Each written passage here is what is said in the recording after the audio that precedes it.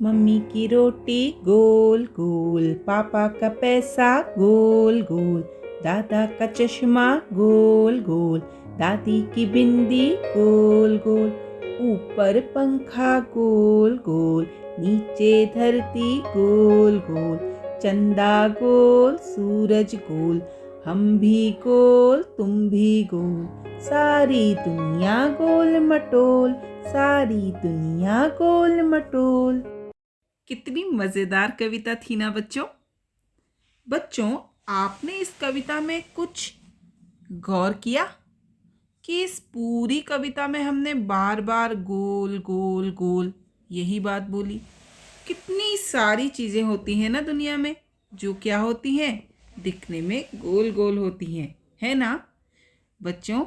आज हम आपकी मैथ्स की बुक में चैप्टर नंबर 8 जिसका नाम है गाड़ियाँ और पहिए, ये शुरू करने वाले हैं। और अभी अभी जो हमने कविता पढ़ी उसमें भी हमने ऐसी ही कुछ चीज़ों के बारे में जिक्र किया जो आपको अपनी बुक के इस चैप्टर 8 में पहले पेज पे दिखाई दे रही हैं, है ना। देखो, यहाँ पे आपको रोटी बनाती हुई एक औरत दिख रही है। यहाँ पे आपको साइकिल का पहिया दिख रहा है। यहाँ पे ट्रैक्टर का पहिया, यहाँ पे बस का पहिया, यहाँ पे कुछ चूड़ियाँ दिखाई दे रही हैं, है ना। इसी तरीके की और भी कई चीज़ें हैं जो दिखने में बिल्कुल एक सी यानी कि गोल हैं।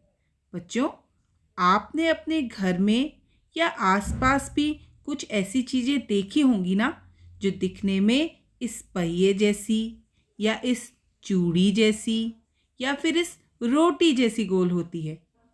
तो बच्चों, आज हम सीखेंगे कि इन गोल गोल दिखने वाली वस्तुओं को हम कौन सी आकृति कहते हैं।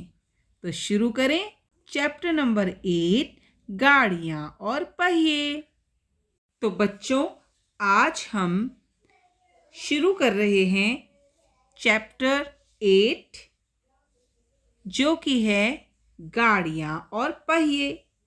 बच्चों, अभी अभी हमने अपनी बुक के चैप्टर 8 के पहले पेज में बहुत सारे चित्र देखे। क्या आप बता सकते हो उन चित्रों में सभी गोल आकृति वाली चीज़ें कौन कौन सी थी? और हमें उसके साथ साथ ये भी देखना है कि हमारे आसपास या हमारे घर पर हमने वैसी ही आकृति की और कौन कौन सी चीज़ें देखी हैं। तो हम उसकी एक छोटी सी सूची तैयार कर सकते हैं। जैसे हमने देखा साइकिल का पहिया,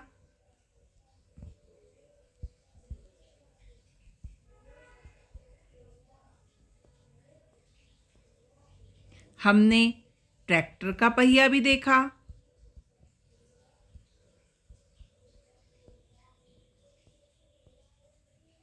हमने चित्र में बस का पहिया भी देखा, हमने कुम्हार का चाक भी देखा, हमने कुछ चूड़ियाँ देखी, हमने कुछ रोटियां भी देखी। और इन सभी चित्रों में हमने एक ही आकृति देखी और वो थी गोल आकृति। कैसी आकृति थी? गोल आकृति, यानी कि इस तरीके की आकृति।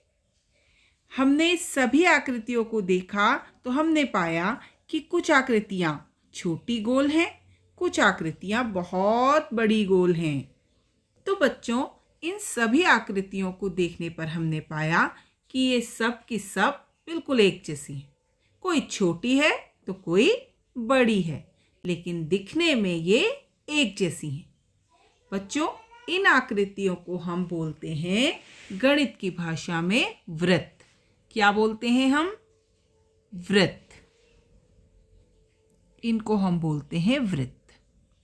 तो आज के बाद जब भी आप पहिए की बात करेंगे, चूड़ी की बात करेंगे, रोटी की बात करेंगे, तो इनका जो आप शेप बताएंगे वो क्या बताएंगे? वृत्त। तो ये सभी आकृतियां क्या हैं?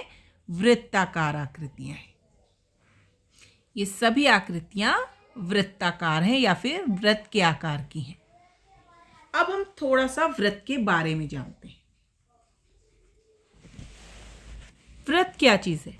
अगर आपसे मैं ये कहूं कि आपको एक गोल बनाना है सिर्फ पेंसिल की सहायता से, तो आप कुछ इस तरीके से बनाएंगे। तो क्या ये पूरी तरह से गोल बना? अब एक गोल ये बनाया गया है, क्या ये दोनों बिल्कुल एक जैसे गोल हैं? नहीं। तो फिर क्या तरीका है जिससे हम वृत्त को बिल्कुल ऐसा गोल बनाएं? तो उसके लिए हम एक छोटी सी एक्टिविटी करेंगे। इस एक्टिविटी को आप अपने घर पर, अपने आंगन में भी कर सकते हो। इसके लिए आपको क्या चाहिए बच्चों? आपने लेनी है एक कील, एक छोटी सी कील या एक छोटा सा लकड़ी का टुकड़ा, आप कुछ भी ले सकते हो, ठीक है। इसको आपने एक जगह पे फिक्स कर देना है या फिर गाड़ देना है। इस कील को या इस लकड़ी के छोटे से टुकड़े को आपने अपने आंगन में या फिर जहाँ पे मिट्टी वाला प्लेस हो वहाँ पर फिक्स कर देना है। और इसमें बांधनी है फिर एक रस्सी या एक डोरी। ये डोरी हमने यहाँ पे बांध दी। अब इस डोरी की लंबाई हमने इतनी ली है और हम क्या करेंगे? इस डोरी को इस कील के चारों ओर घुमाते हुए चलेंगे। और जब हम इस कील के चारों ओर इस डोरी को घुमाते हुए चलेंगे तो उसके बाद जब आप देखेंगे तो आपको पता चलेगा कि आपका जो वृत्त बना है, यानी आपने जो गोल आकृति बनाने की कोशिश की है, वो बिल्कुल सही बनी है। लेकिन अगर आपको कॉपी में यही आकृति बनानी हो तब आप क्या करेंगे? तब क्या आप कॉपी में कील ठोकेंगे? नहीं, आपके पास इसके लिए एक उपकरण होता है।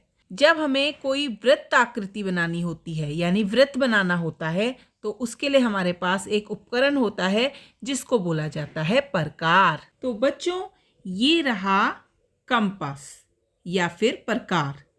इसकी सहायता से आप अपनी कॉपी में वृत्त का चित्र बिल्कुल सही बना सकते हैं। लेकिन इसका यूज़ कैसे किया जाता है? देखिए बच्चों, आपके पास ये जो नोक वाली साइड दिखाई दे रही है, ये हो गई आपकी वो छोटी सी कील जिसको आपने अभी अपने मैदान में या अपने आंगन में गाड़ा था। यानी कि आप इसको क्या करेंगे? फिक्स रखेंगे। इस हिस्से को आप रखेंगे फिक्स अपनी कॉपी में और इस हिस्से को, इसको आप पकड़ेंगे अपने हाथ से। तो इस तरीके से ये वाला जो पार्ट है ये आपकी कॉपी में क्या हो जाएगा? फिक्स हो जाएगा। सीधा रखेंगे, बिल्कुल इस पार्ट को आप सीधा रखेंगे और ये पार्ट फिक्स रहेगा। और इस पे आपने पेंसिल फंसानी है, जैसे यहाँ पे लगाई गई है पेंसिल, यहाँ से आप पेंसिल को कसते हैं इसके अंदर। पेंसिल को फिक्स करने के बाद दोनों बिल्कुल बराबर होने चाहिए। ये जो नोक है कंपास की और ये जो पेंसिल है ये बिल्कुल बराबर डिस्टेंस पे होनी चाहिए। देखो इस तरीके से आप इसको ऐसे रख के भी चेक कर सकते हो। रख के चेक करोगे तो भी आपको पता चल जाएगा। और इसको फिर यहाँ पे एक कसने के लिए आपको दे रखा है, इसको आप घुमा के पेंसिल को टाइट कर लोगे इसमें फिक्स। अब क्या करना है, जैसे मैंने आपको बताया था, इस वाले पॉइंट को फिक्स रखना है, मतलब इसको पेपर में रखना है इस तरीके से। आपने यूं बिल्कुल स्ट्रेट रखना है, इस तरीके से ये स्ट्रेट रहना है और ये पेंसिल यहाँ पे इस तरीके से। अब क्या होगा, इसको आप ऊपर से पकड़ेंगे और इस पेंसिल को इसके चारों ओर घुमाएंगे। ये फिक्स वाला जो पॉइंट है इसके चारों ओर इस पेंसिल को हमने घुमाते जाना है इस तरीके से। इस तरीके से आप घुमाते रहिए। और ये देखिए, ये जो पॉइंट है फिक्स वाला, यहाँ पे एक डॉट बना दीजिए पेंसिल से, ये इस तरीके से। तो ये आपका देखो बिल्कुल परफेक्ट सर्कल यानी परफेक्ट वृत्त बन चुका है। तो इस तरीके से आप इसकी हेल्प से यानी कि कंपास या फिर प्रकार की हेल्प से आप क्या बना सकते हैं? एक वृत्त बना सकते हैं। देखो बच्चों, ये है वृत्त और ये एक बिंदु है जो बीच में फिक्स था, यानी कि इस बिंदु के चारों ओर हमने प्रकार को, उस पेंसिल को चलाया है और प्रकार को यहाँ पे फिक्स रखा है, प्रकार की नोक को। तो जब हमने देखा, अगर हम यहाँ पे देखें, यहाँ से यहाँ तक की दूरी, या फिर यहाँ से यहाँ तक की दूरी, या फिर यहाँ से यहाँ तक की दूरी, यानी इस बिंदु से, इस बिंदु को अगर मैं लिख दूँ O, तो इस बिंदु से इस वृत्त की दूरियां हमेशा क्या हैं? समान हैं। तो ये जो दूरी होती है ये कहलाती है वृत्त की त्रिज्या। ये कहलाती है वृत्त की त्रिज्या। और वृत्त को इंग्लिश में क्या बोलते हैं बच्चों? सर्कल।